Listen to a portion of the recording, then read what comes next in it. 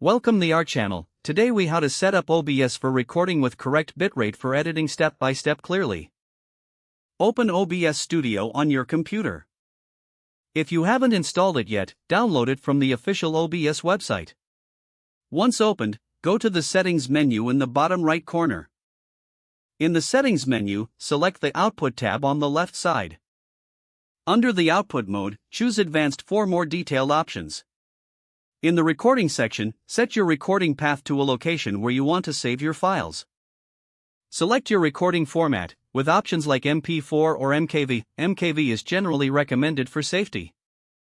Next, locate the encoder dropdown and choose your preferred encoder.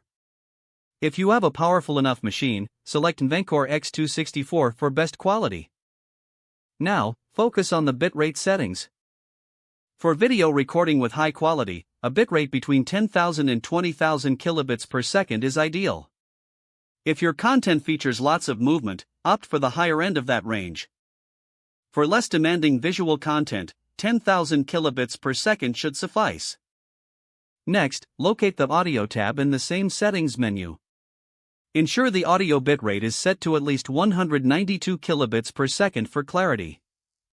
Optionally, you can choose the sample rate of 44.1 kHz or 48 kHz depending on your project needs. Proceed to the Video tab, which is also in the Settings menu. Set your base, canvas, resolution to match your display resolution.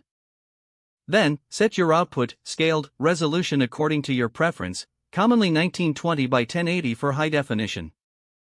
Choose a frame rate. 30 frames per second is suitable for most recordings, but 60 frames provides smoother motion.